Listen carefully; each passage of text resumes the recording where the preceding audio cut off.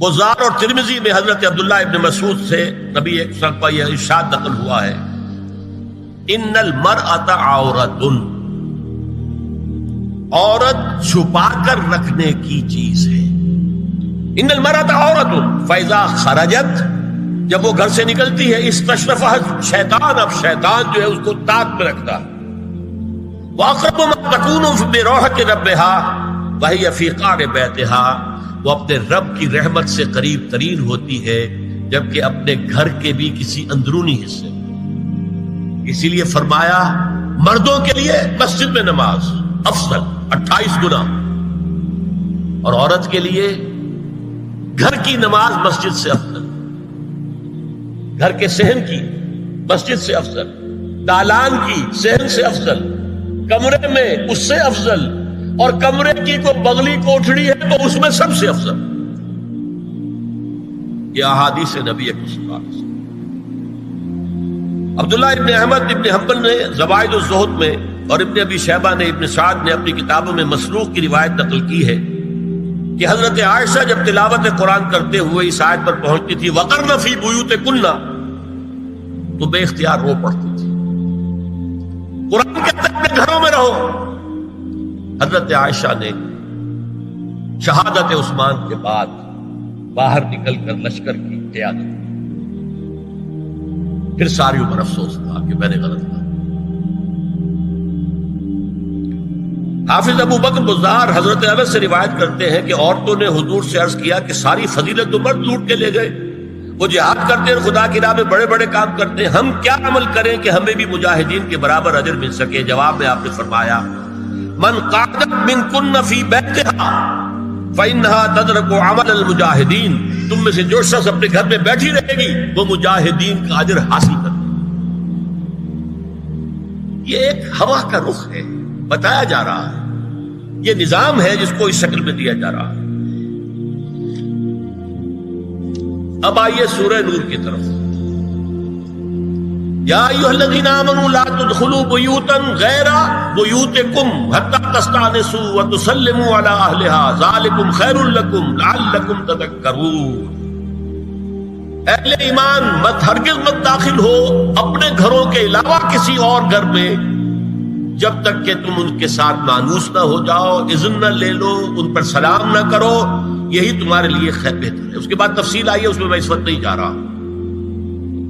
اور جو لوگ اس پر عمل نہیں کرتے ان کے بارے میں قرآن مجید کیا کچھ حضور کیا کچھ فرما رہے ہیں، یہ آپ سن لیجیے، بہت سخت احکام۔ عن ابی ہریرہ رضی اللہ عنہ ان رسول اللہ صلی اللہ علیہ وسلم قال لو ان امرأ اطلع عليك بغیر اذن فخذفته بحشاة ففقعت عینه ما كان عليك من جناح، متفق علیہ، بخاری اور مسلم دونوں کی ہے۔ اگر کوئی شخص تمہارے گھر میں بغیر اجازت کے داخل ہو جائے اور تم اس کی سزا کے طور پر اس پر کنکریاں پھینکو اور اس کی آنکھ پھوٹ جائے کنکری سے، تو تم پر کوئی گناہ نہیں۔ بغیر اجازت کے گھر میں آ گیا ہے، بغیر اذن کے، بغیر استئذان کے کنکریاں مارو اور کنکری سے آنکھ پھوٹ جائے، فما کان علیک من جناح، کوئی حرج نہیں۔ اب آ رہی ہے اصل آیت، قل للمؤمنین یغضوا من ابصارهم ویحفظوا فروجهم ذلک ازکی لهم ان اللہ خبیر ما یصنعون وقل للمؤمنات یغضضن من ابصارهن ویحفظن فروجهن ولا یبدین زینتهن الا ما ظہر منها وَلْيَضْرِبْنَ بِخُمُرِهِنَّ عَلَى جُيُوبِهِنَّ وَلَا يُبْدِينَ زِينَتَهُنَّ إِلَّا لِبُعُولَتِهِنَّ أَوْ آبَائِهِنَّ أَوْ آبَاءِ بُعُولَتِهِنَّ أَوْ أَبْنَائِهِنَّ أَوْ أَبْنَاءِ بُعُولَتِهِنَّ أَوْ إِخْوَانِهِنَّ أَوْ بَنِي إِخْوَانِهِنَّ أَوْ بَنِي أَخَوَاتِهِنَّ أَوْ نِسَائِهِنَّ أَوْ مَا مَلَكَتْ أَيْمَانُهُنَّ أَوِ التَّابِعِينَ غَيْرِ أُولِي الْإِرْبَةِ مِنَ الرِّجَالِ أَوِ الطَّفْلِ الَّذِينَ لَا يَظْهَرُوا عَلَى عَوْرَاتِ النِّسَاءِ وَلَا يَضْرِبْنَ بِأَرْجُلِهِنَّ لِيُعْلَمَ مَا يُخْفِينَ مِنْ زِينَتِهِنَّ وَتُوبُوا إِلَى اللَّهِ جَمِيعًا أَيُّهَا الْمُؤْمِنُونَ لَعَلَّكُمْ تُفْلِحُونَ۔ یہ لمبی آیت ہے۔ اہل ایمان، اے نبی کہہ دیجئے اہل ایمان مردوں سے اپنی نگاہیں نیچی رکھا کریں اور اپنی شرمگاہوں کی حفاظت کریں، یہی ان کے لیے زیادہ پاکیزہ عمل ہے۔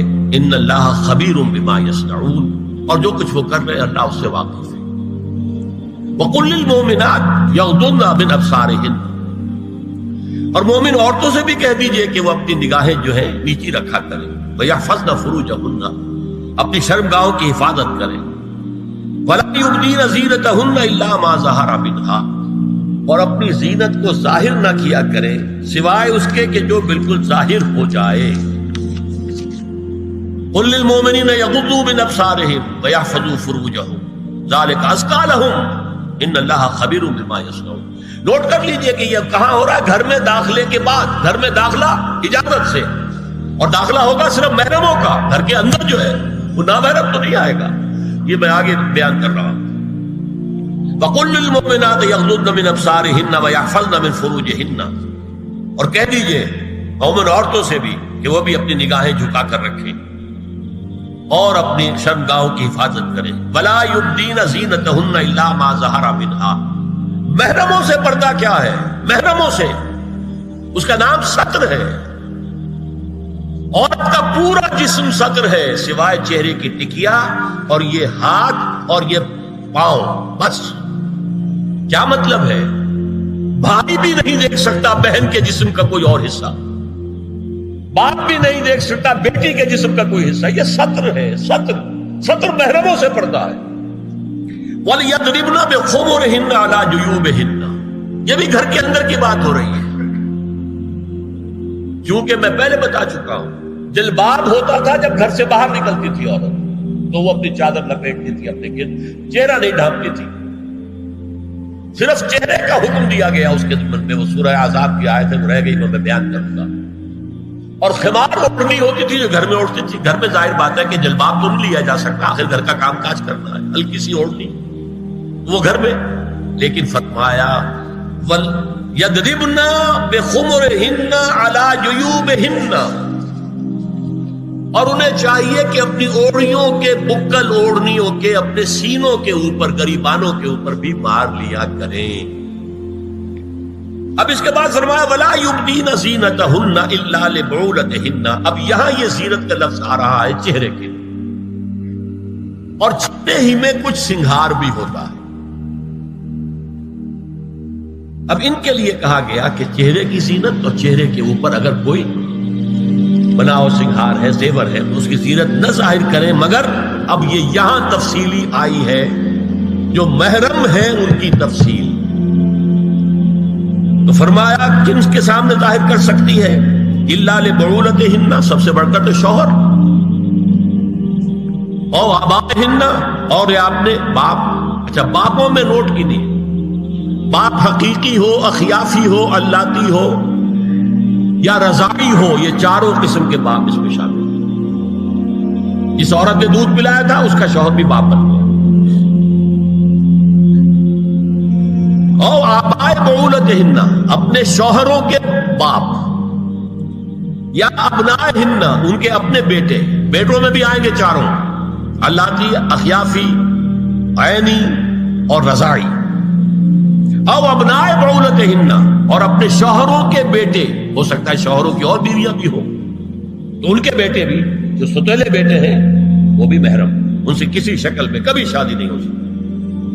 او اخوانہن، یا ان کے بھائی، او ابنائہن، یا اپنے بیٹے، او ابنائے بعولتہن، یا اپنے شوہروں کے بیٹے، او اخوانہن، یا اپنے بھائی، او بنی اخوانہن، یا اپنے بھائیوں کے بیٹے، او بنی اخواتہن، اپنا بھتیجا، شوہر کا بھتیجا نہیں، اپنا بھتیجا محرم ہے، اپنا بھانجا محرم ہے، شوہر کا بھانجا محرم نہیں ہے۔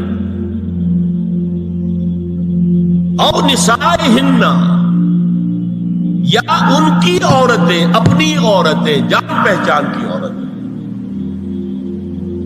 او ما ملکت ایمانہن، یا جو ان کے داہنے ہاتھوں کی ملکیت، باندیاں، غلام۔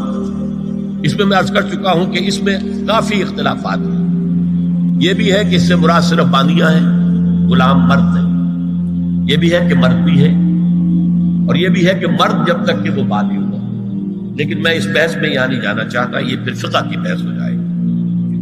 اب التابعین غیر اولی الارباح، کچھ ایسے لوگ بھی ہوتے ہیں، کوئی کسی کے گھر میں تو اندھا آدمی رہ رہا ہے، یا کوئی اور کسی وجہ سے کوئی مریض ہے، اسے آپ نے بنا دے رکھی ہے، انہیں عورتوں سے کوئی سروکار نہیں ہوتا۔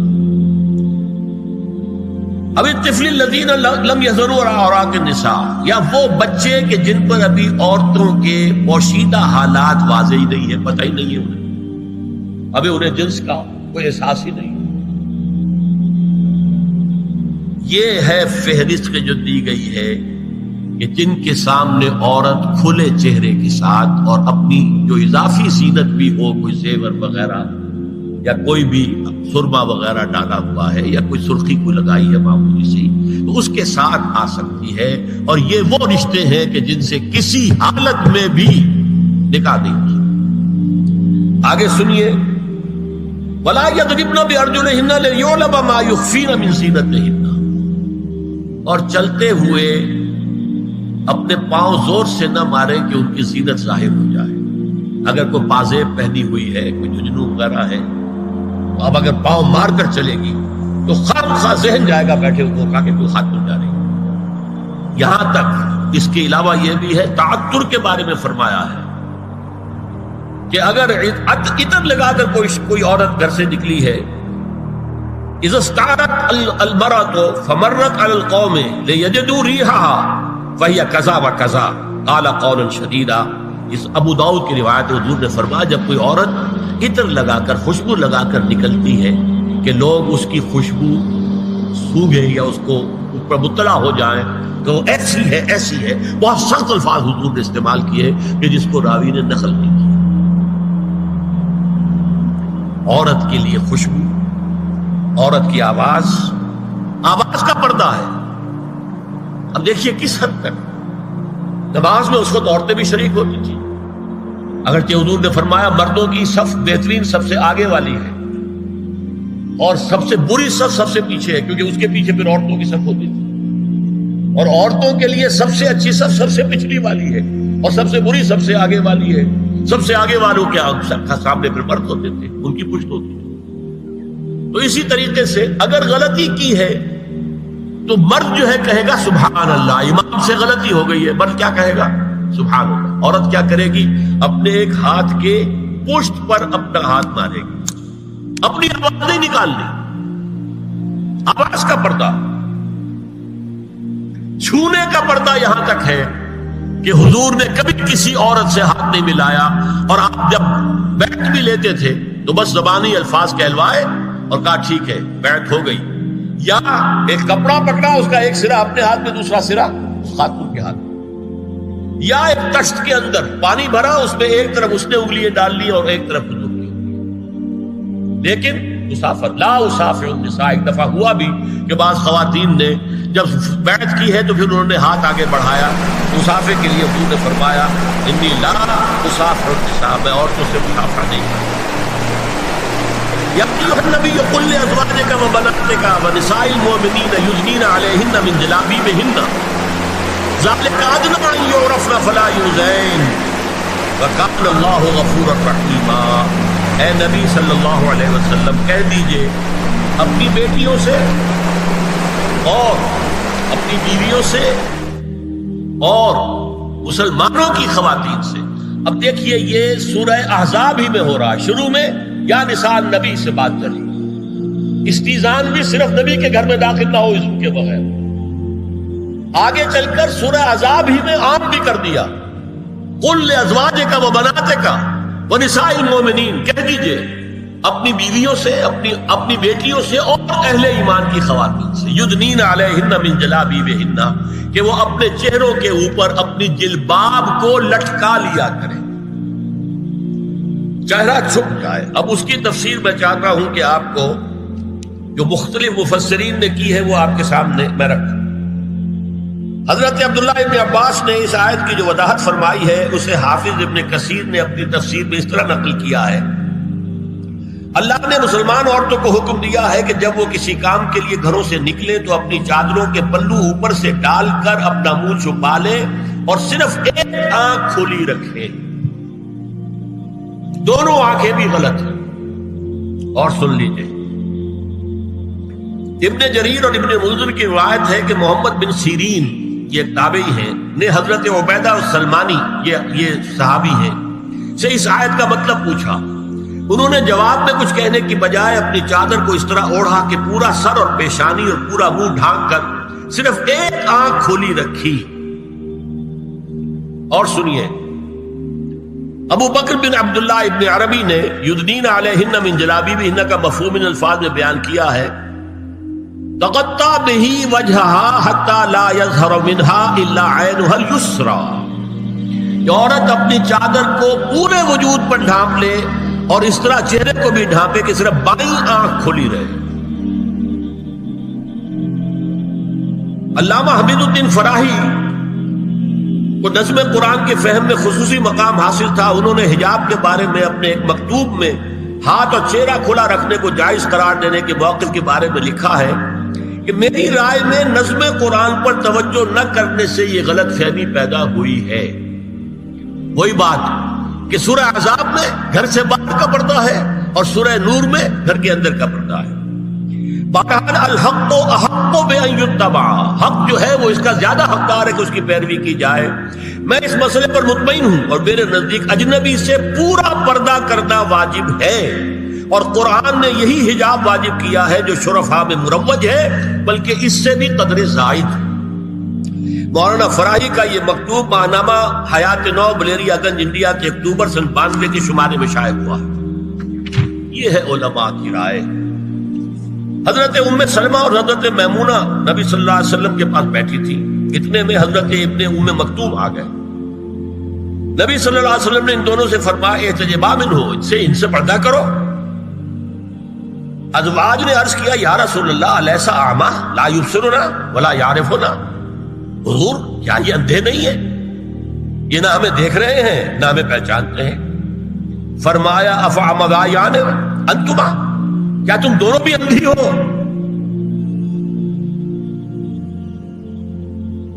الا تبصران ہی، کیا تم نہیں دیکھ رہی ان کو؟ حضرت ام سلمہ تصریح کرتی ہیں ذالک بعد ان امر بالحجاب، یہ جب حجاب کا حکم آ گیا تھا تب حضور نے پھر یہ حکم دیا. اس کی وجہ کیا تھی؟ حضرت عبداللہ ابن مکتوم کا گھر میں آنا جانا تھا. تو اگرچہ اندھے ہیں لیکن یہ کہ یہ بار بار کا آنا جانا اس سے فتنے کا ایک دروازہ کھل سکتا ہے. اس دروازے کو بند کر دیا گیا. حضرت عائشہ کے پاس ایک نابینا آیا تو انہوں نے اس سے پردہ کیا. کہا گیا کہ آپ اس سے پردہ کیوں کرتی ہیں، یہ تو آپ کو نہیں دیکھ سکتا. جواب میں حضرت ام المومنین نے فرمایا لیکنی انظر الیہ، میں تو اسے دیکھ رہی ہوں نا. اور مرد کو دیکھے. البتہ یہ کہ عام حالات میں آپ بازار میں چل رہے ہیں، عورت جا رہی ہے، کوئی ساتھ باہر نکلنا پڑا ہے، تو اس حالت میں اگر وہ مرد کو دیکھتی ہے تو اس میں در حقیقت وہ فتنہ نہیں ہے کہ جو گھر میں آنے جانے والے لوگ. اب ایک آخری مسئلہ ہے. 2 حدیثیں ایسی ہیں جو میری گفتگو کے خلاف جاتی ہیں اور میں دیانت کا تقاضا سمجھتا ہوں کہ وہ بھی آپ کے سامنے بیان کروں. حضور کے بارے میں یہ معلوم ہے کہ 2 خواتین جو ویسے نامحرم تھیں وہ ان کے سامنے آتی رہیں اور آپ ان سے ملتے رہے. ایک آپ کی سالی حضرت اسماء، حضرت عائشہ کی بہن رضی اللہ تعالی عنہ، اور ایک آپ کی چچا زاد بہن حضرت علی کی بڑی ہمشیرہ حضرت ام ہانی. یہ میں حدیث آپ کو سنا رہا ہوں. بکثرت احادیث سے ثابت ہے کہ حضرت اسماء بنت ابی بکر آپ کے سامنے ہوتی تھی اور آخر وقت تک آپ کے اور ان کے درمیان چہرے اور ہاتھوں کی حد تک کوئی پردہ نہ تھا. حجۃ الوداع نبی صلی اللہ علیہ وسلم کی وفات سے صرف چند مہینے پہلے کا واقعہ ہے اور اس وقت تک بھی یہی حالت قائم رہی. یہ ابو داؤد کتاب الحج. دوسری روایت حضرت ام ہانی رضی اللہ تعالی عنہا جو ابو طالب کی صاحبزادی اور نبی صلی اللہ علیہ وسلم کی چچا بہن تھی، آخری وقت تک حضور کے سامنے ہوتی رہیں اور کم از کم منہ اور چہرے کا پردہ انہوں نے آپ سے کبھی نہیں کیا. فتح مکہ کے موقع کا ایک واقعہ وہ خود بیان کرتی ہیں جس سے اس کا ثبوت ملتا ہے. یہ ابو داؤد کی روایت ہے. یہ روایتیں ہیں، میں انہیں تسلیم کرتا ہوں. اور میں نے اب جو کچھ بیان کیا ہے اس سے یہ ایک بالکل برعکس بات سامنے لا رہی ہے۔ اب یہ ہے کہ یا تو ہم ان دو حدیثوں کو اصل مان کر باقی ساری حدیثیں جو ہیں ان کو ختم کریں۔ میں تو آپ کو سنا نہیں سکا، میرے پاس تو بہت زیادہ حدیثوں کا مواد تھا۔ چہرے کے پردے کے لیے حدیثیں جو ہے، استیزان کے لیے کتنی حدیثیں ہیں، چہرے کے پردے کے بارے میں بہت زیادہ حدیثیں ہیں۔ حضرت ام خلاد ایک خاتون تھی، ان کا بیٹا ایک غزوے میں شہید ہو گیا، وہ اس کے بارے میں کچھ پوچھنے کے لیے حضور کے پاس آئی، صحابہ بیٹھے ہوئے تھے، انہوں نے نقاب ڈالا ہوا تھا، منتقبۃ، نقاب کا لفظ بھی حدیث میں موجود ہے۔ اور یہ لوگ کہتے ہیں نقاب تو جو ہے یہ بعد کی پیداوار ہے، یہ لفظ کوئی ہے ہی نہیں۔ حجاب کا لفظ قرآن میں ہے، جلباب کا لفظ قرآن میں ہے، خمار کا ذکر قرآن میں ہے، اور یہ منتقبۃ، نقاب ڈالی۔ لوگوں نے کہا عجیب عورت ہے یہ، اس کا بچہ شہید ہو گیا ہے، مطلب یہ کہ سخت صدمے کی کیفیت، اور یہ اس وقت بھی اس نے نقاب ڈالی ہوئی ہے۔ تو انہوں نے جواب دیا ان ارزو ابنی لا ارزو حیائی، میں نے بیٹا کھویا ہے، اپنی حیا نہیں کھوئی ہے۔